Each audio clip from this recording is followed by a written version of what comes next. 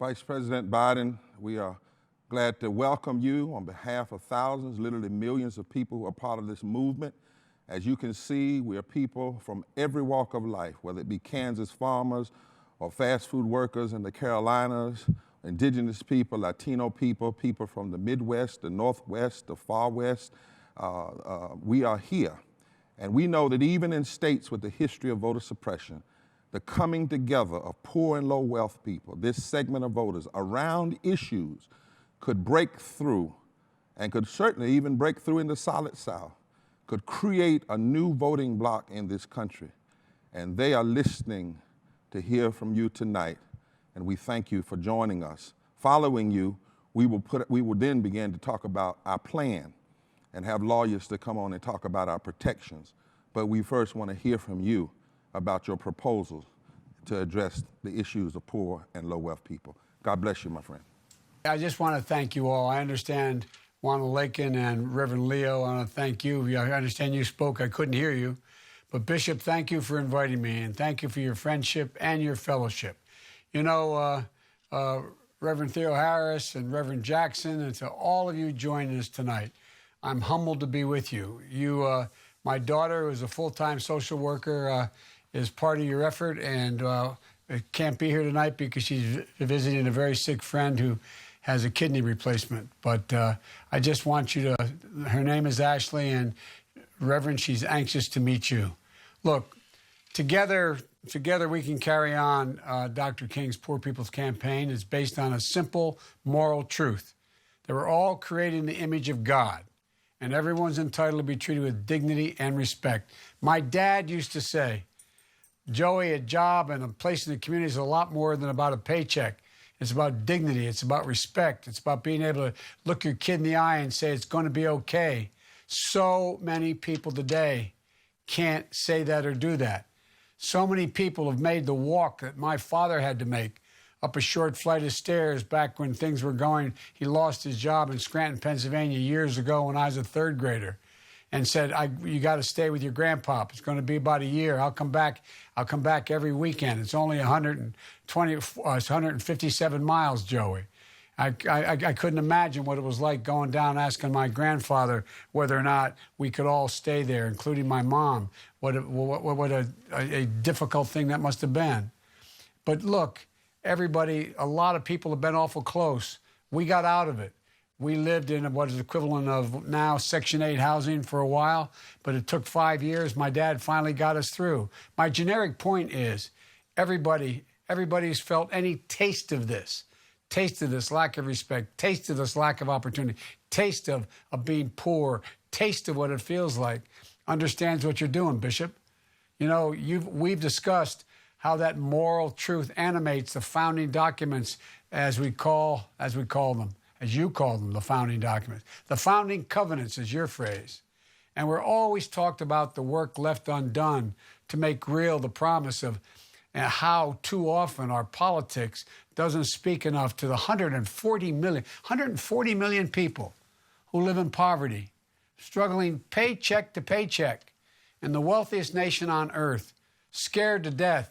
I can remember my dad going to sleep at night, and I could hear him just rolling back and forth in bed because he didn't have any health insurance, wondering what in God's name happens if he gets sick. I watched it on his face, you know. But at your forum last year, during Holy Week this past April, I promised you that we'd not only talk about it, but we'd do something about it together. And I want to be part of your movement. That's why I'm here tonight. All of you remind me of how Scripture describes the calling born out of the wilderness, a calling to serve, not to be served, a calling toward justice, healing, hope, not hate. You know, to speak the good news and followed by some good deeds. It's not just enough to speak the good news, but good deeds. You know, and here we are with the nation in the wilderness right now, a public health crisis that's killed nearly 200,000 of our loved ones, friends, neighbors, innocent souls, mostly people in the poor community who've been exposed, who have no place to hide. And that number's growing. An economic crisis that puts tens of millions of you out of work, facing eviction, living on the edge. Living on the edge. I mean, what's going to happen when you have to pay that rent if you're lucky enough to be in a place where you have a safe place to live? Together, these crises have ripped the blinders off the systemic racism that still plagues this country and denies so many of you the ability to reach your God-given potential. You know, and the inequities that existed, they existed long before things got much worse now. But they've existed for a long time. You know, where those at the top see things going up, but those in the middle and below see things getting worse. And we have leaders who bear false witness, who want us to believe that our country isn't gone off track, just as we face historic divergence in every way of life. But what does it mean if the stock market soars as families teeter on the brink of hunger and homelessness? You all see these lines, these for food lines, people lining up just to get some bread, milk, food.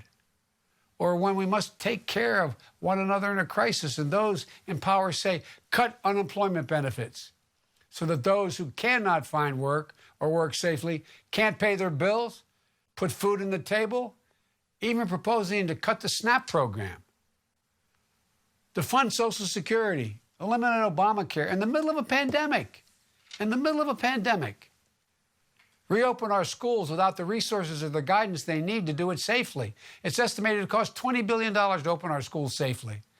So we can have sanitary conditions, they can be sanitized, so we can have smaller classes, more teachers, people with masks, whether you're black, white, Latino, or Asian American, Native American.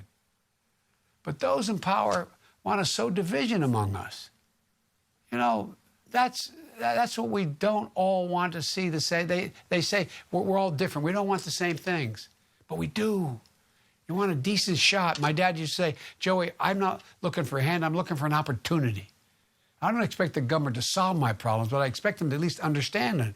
Everyone wants a shot at a good job, good health, safety for your kids and your communities. The folks out there now want to separate us by race, by neighborhood, by faith, so they turn against one another. Forget how strong we are when we take care of one another. When we're together, there's nothing we can't do. But we will never do that. If I'm president, that's never going to happen. We're going to talk about our obligations to one another, how we benefit when we help one another. Ending poverty will not just be an aspiration. It will be a theory of change to build a new economy that includes everyone, where we reward hard work. We care for the most vulnerable among us. We unleash the potential of all our children and protect the planet, which is the victim of global warming. And so we can live on. And where we build a country where you don't just survive, but you're able to thrive and grow. It starts by containing the virus, by providing all the PPE, the safety measures, through masking, social distancing, testing and tracing, preparing for a vaccine that's free, and any cost associated with COVID is paid for free. It's bringing people together and delivering real immediate economic relief to those who need it most, for rentals, for food, for unemployment assistance, for those in the gig economy being able to get unemployment assistance, to those who are fortunate enough to be able to have started school but have this horrendous debt of student loans. Get small business support to folks who have great ideas and are successful as anyone else if they have a chance. To aid the schools and the state government so first responders can stay on the job. It's building an economy that eases the financial burdens of your family, that feel the squeeze of raising your kids and caring for an aged loved one. I don't know where some of these guys have ever been, what it's like to look at your kid and realize you don't have enough to get them the right clothes. I remember my dad used to say, well, look, we can't get shoes this week, but, in a month we'll have payday. You just put that cardboard in the bottom of the shoe. It means things it's about people's pride and dignity as well. It means a minimum $15 an hour wage. paid sick leave for everybody. Healthcare isn't about keeping you from getting less sick. It actually helps you stay healthy. And education. Look, right now in Title I, school districts that don't have much of an income, that they don't have much of a tax base, making sure we triple the Title I funding from $15 billion a year to 45. That would allow us to pay teachers to stay in those schools. It would allow us to put school psychologists and school nurses and school social workers in the school to help these kids get through. Providing preschool free, 3, 4, and 5-year-olds going to school. Every single study shows of the last 10 years from the great universities. No matter what the background, no matter what your zip code, if a kid gets to go to school at age 3, school, not daycare, school, they have a 58% better chance of making it all the way through 12 years of school without any problems. Where low and middle income families won't spend more than 7% of their income for child care under the age of 5. Look, think of all the women you know. I was a single dad, and I had my wife and daughter were killed in an automobile accident. My 2 sons almost died in that accident. They were 3 and 4 years old. I had a great job. I was a senator making $42,000 a year, more money than I ever made before in my life. And guess what? I couldn't afford child care, but for my sister and my brother and my mother. Where there's free tuition, if you can you make it through those early years. Free tuitions at colleges and universities, qualified credentialed programs, so that the debt never again blocks a path to pursue a chosen career for you and your family. Housing that's affordable so that you can rent it, so no one ever has to pay more than 30% of whatever their income is, and there's no homelessness. You get housing, period. It should be a right as well as health care. Gives working families a fair opportunity to own their own home so they can create a basis for generating some wealth. That's how most middle-class families made it in their homes. Give first-term home buyers a $15,000 tax credit so they can, in fact, have a down payment if that's what they're able to do. Protect you from the environmental hazards and gun violence. And end the scourge of redlining and homelessness. We can do this. It's within our power to do it. We cannot afford to fail to do it.